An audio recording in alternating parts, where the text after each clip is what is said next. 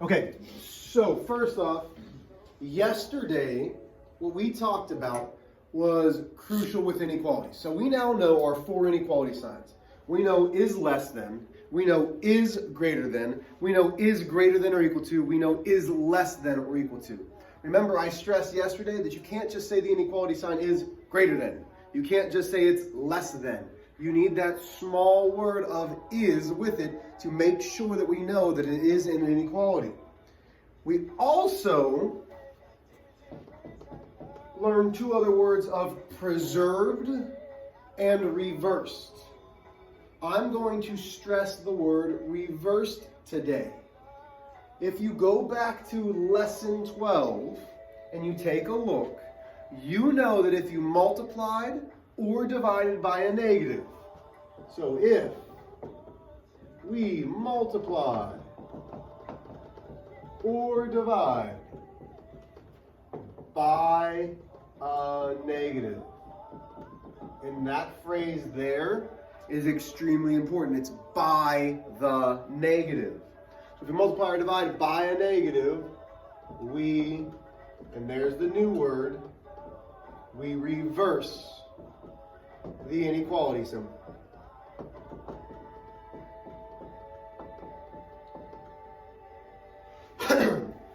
Sorry, guys. So, you need to make sure that you have that written down. If we multiply or divide by a negative, and this is to both sides of an inequality. This isn't, oh, we're distributing a negative. No. This is when we cross that inverse operation line. If we multiply or divide by a negative, we reverse the inequality symbol. So how is this going to come into play? Well, we'll show you, because it's going to be especially important when we start graphing tomorrow. So the first thing that I want you to understand, that's the only difference. That right there, that statement is the only difference between inequalities and equations. We are going to solve these exactly the same way.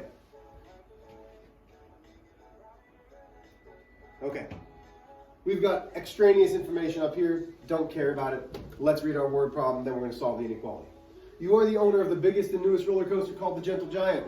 The roller coaster costs $6 to ride. The operator of the ride must pay $200 per day for the ride rental and $65 per day for safety inspection. If you want to make a profit of at least $1,000 each day, not for the 5.5 days that you're seeing that extraneous information, but for each day, where am I at? Oh, what is the minimum number of people that must ride the roller coaster? So again, we're looking at that minimum number.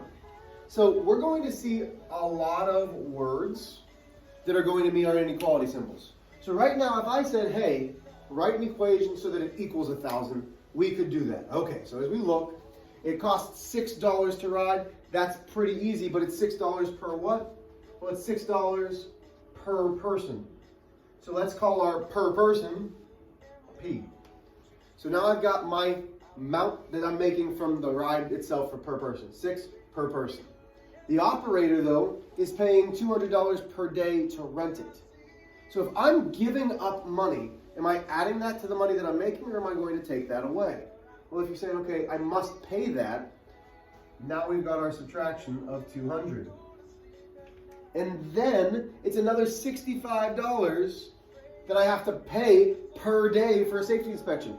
Remember, we're just trying to find out if we can make $1,000 each day. So if I'm paying it again, that's another subtraction.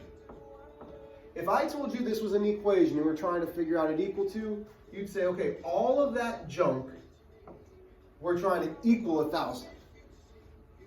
But we want to make at least is another key word for inequalities. So at least means we can make 1,000, which is equal to, but can we also make more? Sure. So we can get bigger than 1,000. So how can I show that we can get bigger than 1,000? Well, the variable can be bigger than or equal to 1,000.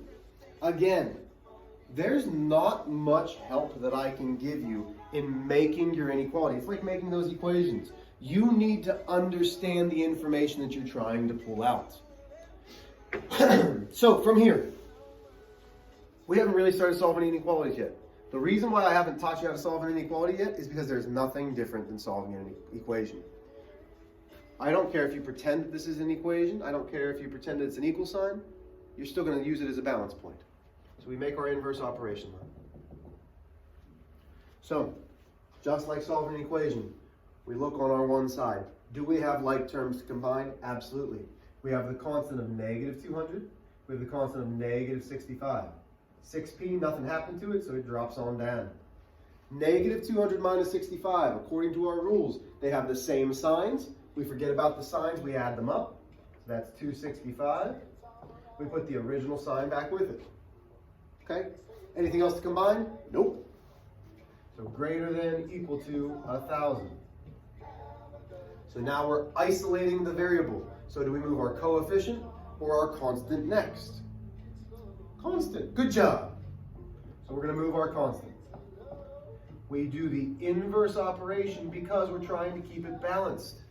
So now I have the additive inverse property, which always equals 0. So no, it does not cancel. It equals 0. 6p drops on down. Still going to have that greater than or equal to symbol. Gives me 1,265. Divide by 6 from both sides because we need to isolate that coefficient, or that, try it again, we need to isolate that variable. So that gives me 1,265 divided by 6. Last week we started to use our calculators. Could we do this in our head? Sure, it's going to be 2, 1, 0. It's going to give me a decimal. So let's see what our decimal is going to be. 1,265 divided by 6. It gives me p is greater than or equal to 210 and 83 hundredths repetantly. Well, that's not what we're looking for. So now let's look and see what the question's asking. What is the minimum number of people that must ride the roller coaster to make $1,000? Can we have 210 people and 83 hundredths? Well, no. So we need p to be greater than this. So what's the next greater amount of people? Well, if you're saying like 210.9, you're wrong. We can't have 9/10 of a person. So we're going to have to say we need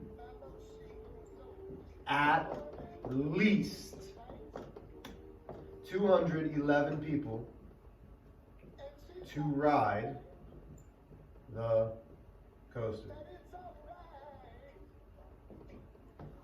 So this right here, we solved the inequality. We lost my repetance symbol. We solved my inequality, and we used our word problems. Again, just like the equations that we've been doing, the hardest part is going to be getting it into an inequality. Okay, make sure you have this copied down. Are we able to see all this? Oh yeah, we are. Awesome. Okay, moving on. So again, remember, if we multiply or divide by a negative, and it should really say on both sides, so we have to multiply that negative to both sides, then we're going to get a reverse of that inequality symbol. So let's see which one I want to do next. Sure, let's try this one.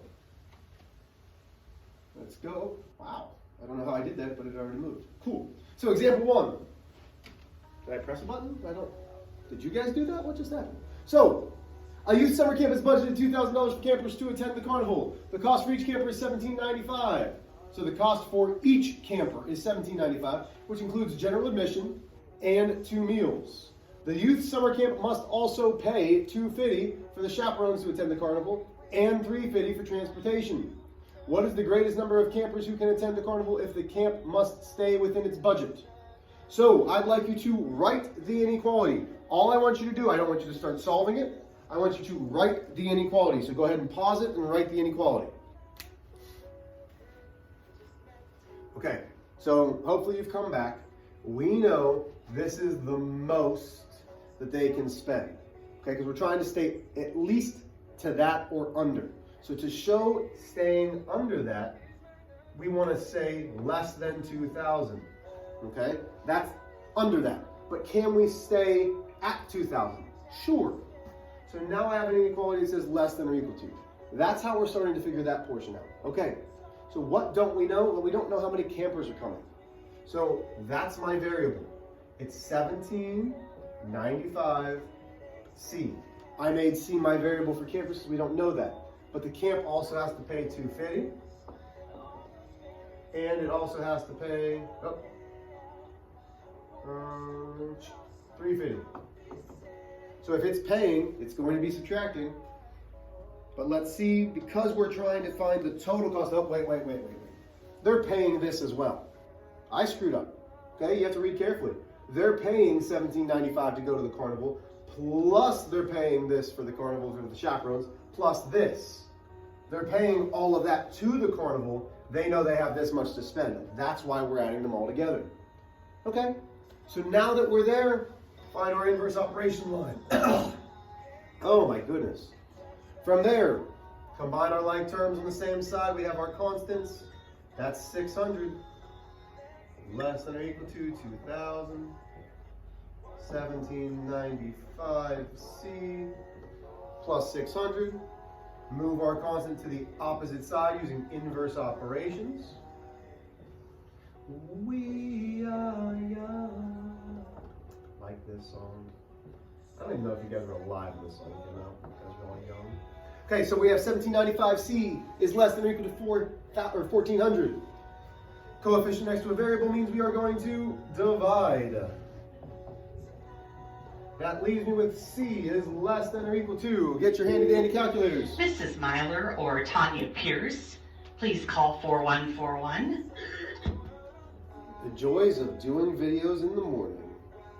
So that leaves me with 77.994. Let's make sure I did this right. Yep.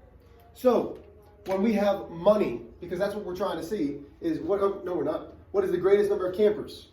Can we bump this up to 78? Well, no, because we want to stay under that budget. So we would say we can bring, because it needs to be less than 77.9. That's what that means. The campers need to be less than 77.9, can bring 77 campers.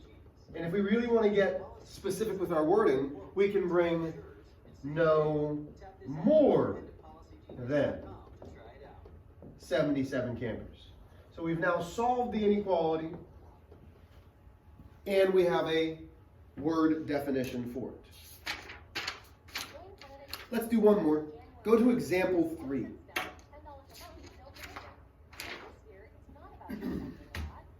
Let's see. I like this one because we're getting into some percents and things that you might not remember.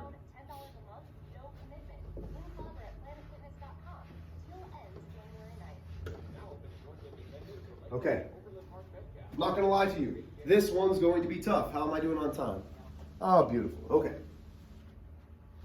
Several vendors at the carnival sell products and advertise the business. Shane works for a recreational company that sells ATVs, dirt bikes, snowmobiles, and motorcycles. The boss paid him $500 for working all the days at the carnival.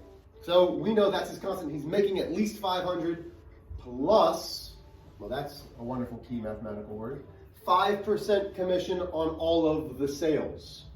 And then it says, what was the minimum amount of sales Shane needed to make if he earned more than $1,500? Not just $1,500, more than $1,500. So that is greater than $1,500. Well, we know that he's making $500 plus 5%.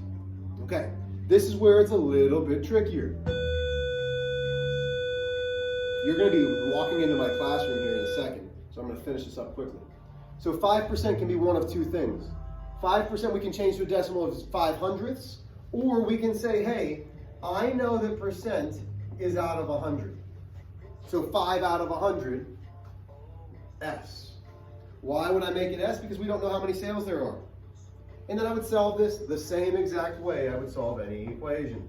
I would subtract 500. I would subtract 500. That leaves me, that's the additive inverse, that leaves me 5/100ths S greater than or equal to 1,000. This is a little bit trickier. So going back to our equations, we have to multiply by the inverse, which is, multiply by the reciprocal, which is 100 divided by 5. Not multiplying or dividing by a negative, gives me S is greater than or equal to, and then get your handy dandy calculator. So I'm going to do 1,000 times 100 divided by 5, and it leaves me with $20,000. So, what was the minimum amount of sales?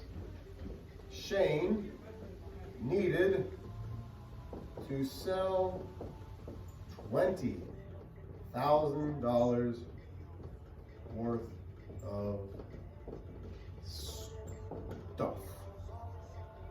I'm not telling you that this is an easy section. It is tough making the inequalities, just like it was tough making the equations. I will continue to work with you as much as you need to, trying to pick out what's important and what's not. But if you need help, I'm available in the morning. Have a great day. Actually, no, I'm not available tomorrow. Tomorrow I have a meeting in the morning. I'll be available during lunch. Mrs. Armstrong is not available in the morning either. Remember, this Friday we have a test. Have a great day.